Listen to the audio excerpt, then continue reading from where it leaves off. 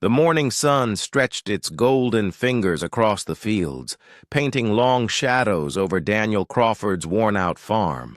That's when he heard it, an engine coughing and sputtering somewhere down the dusty road beyond his fence line. At 42, Daniel knew that sound better than most men knew their own heartbeat. It was the language of broken machines, a tongue he'd mastered through years of patching up old tractors and trucks with nothing but grit, grease, and prayer. He looked up from his aging tractor, wiped his oil-stained hands on faded jeans, and squinted toward the road. There, half hidden in a shimmer of heat, sat a gleaming silver luxury car with its hood popped open. A young woman in a champagne-colored dress stood beside it, waving her phone in the air like it might somehow catch a miracle. Her blonde hair caught the light, shimmering like spun gold. Even from a distance, Daniel could read her frustration. The tapping foot, the tight shoulders, the helpless tilt of her chin. Everything about her screamed money and polish, from the designer sunglasses to the way her dress didn't belong anywhere near a Kansas dirt road. She looked like a rose planted in the middle of a wheat field. Beautiful, but hopelessly out of place.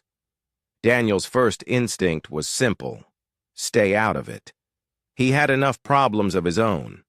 His farm was 3 months behind on payments. The land was thirsty, cracked from another year of drought.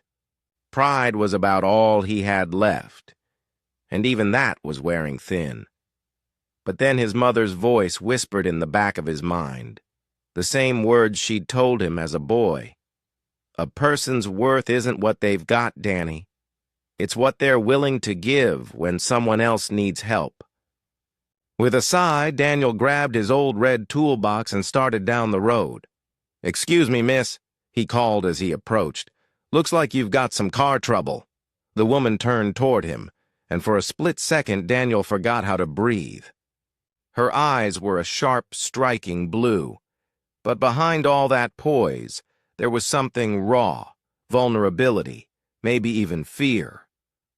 "Oh, thank God," she said, relief flooding her voice. "I'm Sophia Montgomery. My car just died, and I can't get a signal out here." She gave a nervous laugh. "I don't suppose you know anything about luxury vehicles?"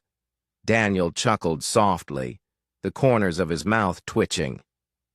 "Well, I've kept old machines alive longer than they had any right to be. Let's see what we've got here." As he leaned under the hood, the faint scent of expensive perfume mixed with the sharp tang of engine oil.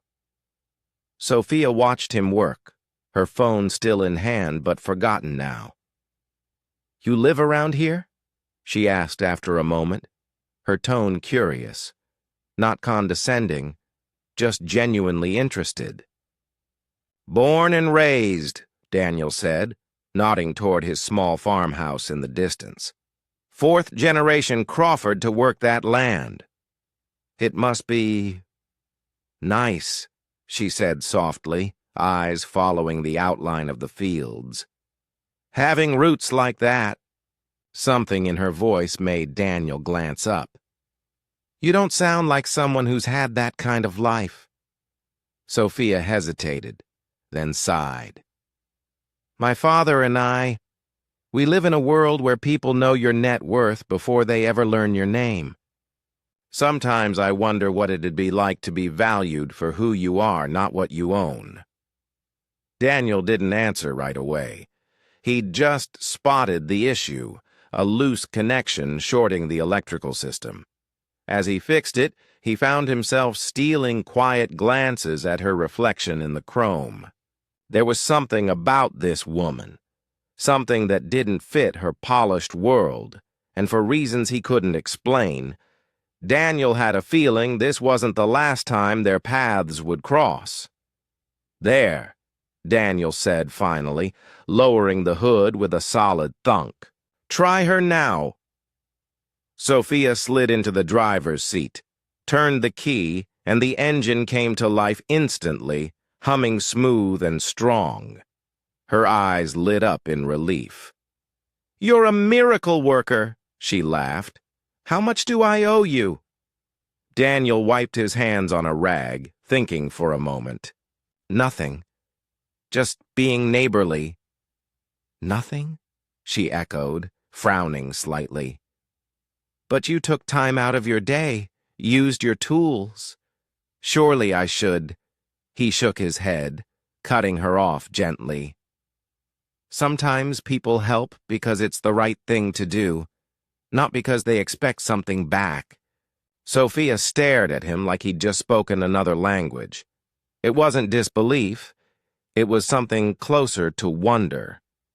After a pause, she asked quietly, "Would you mind if I asked you something?"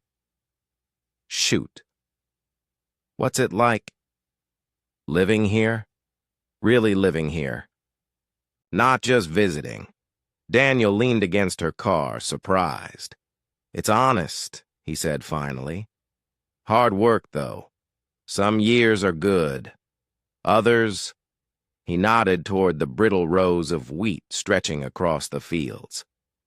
"This year's been testing my faith a little more than usual." Sophia studied him thoughtfully. "Are you married?" "Was," Daniel said simply. "She decided farm life wasn't for her. Hard to blame her. It's not an easy road." "I'm sorry," Sophia said softly. "That must have been tough." Daniel nodded. "Life's got a way of teaching you what you can handle and what you can't." He glanced at her. "What about you? What's a city girl doing in the middle of Kansas?" Sophia smiled faintly. "I was visiting a college friend in Topeka. Thought I'd save time by taking a shortcut. Big mistake." She hesitated before adding, "My father would absolutely lose his mind if he knew I was out here alone." "Protective guy?" Daniel asked. "Controlling?" she corrected gently. "He means well, but when you grow up surrounded by people who only see dollar signs, it's hard to trust anyone. Hard to know who actually cares about you and not what you represent." Daniel watched her for a long moment. Beneath the polished image and expensive dress, he saw it, the loneliness she tried to hide. "That sounds like its own kind of prison," he said quietly. Sophia met his eyes. "It is." Over the next few weeks, Daniel was shocked to find her coming back. She'd rent a car in town and drive all the way out to his farm, always with some new excuse. One time, she said she wanted to learn about rural life. Another time, about sustainable farming. Then it was just to get away from the noise. Each visit stretched a little longer than the last. She'd sit on his porch with an iced tea, legs tucked under her, while he worked on engines or checked the fields. She asked about everything: his family, the history of the farm, what it felt like to build something with your own hands and see it grow. One evening, as the sun melted into gold across the wheat, Daniel turned to her and said, "You know, Sophia, you never did tell me what your father does." Sophia grew quiet, too quiet. The smile faded from her face. "He owns Montgomery Technologies," she said finally, almost under her breath. "You probably haven't heard of it." Daniel nearly choked on his coffee. "Haven't heard of it?" he repeated, stunned.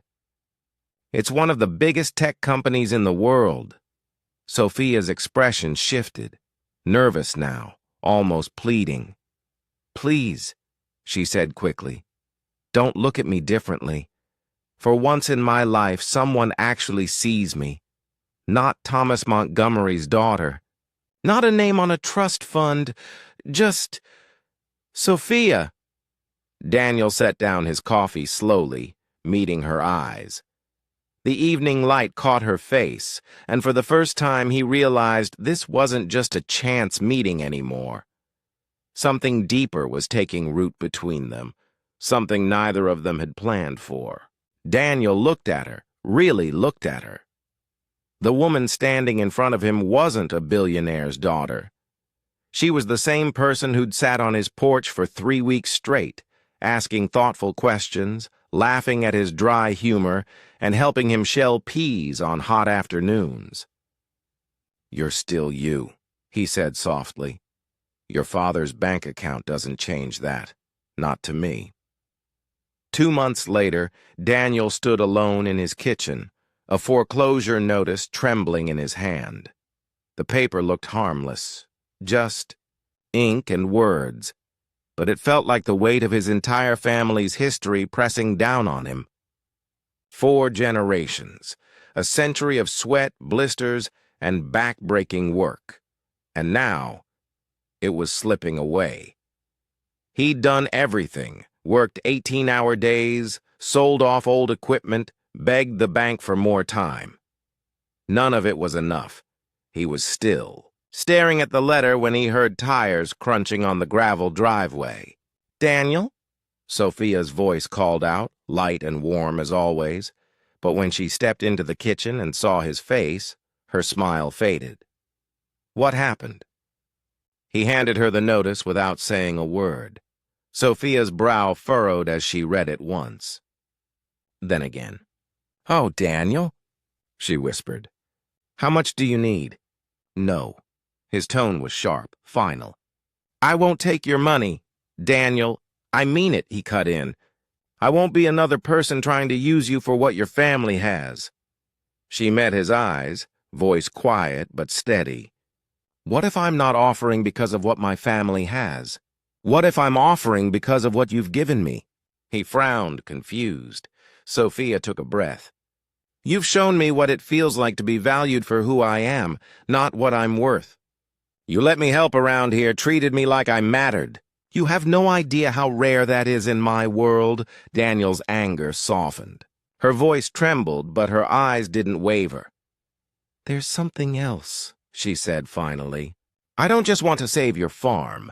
I want to be part of it, part of this life you've built. If you'll have me," Daniel exhaled slowly.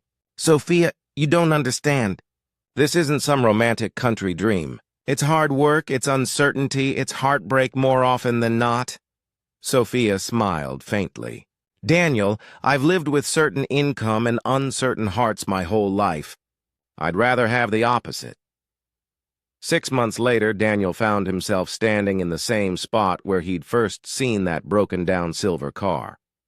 But now Sophia stood beside him, different, yet more herself than ever. Her elegant dresses had been replaced by faded jeans and scuffed work boots. Her once manicured hands were calloused, her hair tied back beneath a dusty cap. "Any regrets?" Daniel asked, watching her eyes sweep across the fields now bursting with gold. "About leaving behind my old life?" she said, smiling. "None." She leaned into him, resting her head on his shoulder. "About falling in love with a farmer who's too stubborn to accept help gracefully?" She paused, grinning. "That's still up for debate," Daniel laughed, pulling her closer. "Your father still not speaking to you?" "He'll come around," she said, her tone full of quiet conviction. "One day he'll see I didn't marry beneath me. I married into the life I was always meant to live." As they walked hand in hand toward the farmhouse, the evening sun dipped low over the horizon, setting the fields aglow. Daniel thought back to that morning months ago, the sound of a broken engine, a stranger on a dusty road, and the simple choice to stop and help. Funny how life worked. Sometimes the biggest changes began with the smallest acts of kindness. It wasn't about her money or his land. It was about 2 people who found in each other what they'd been missing all along: acceptance, purpose, and a love that grew stronger with every sunrise and every shared day's work.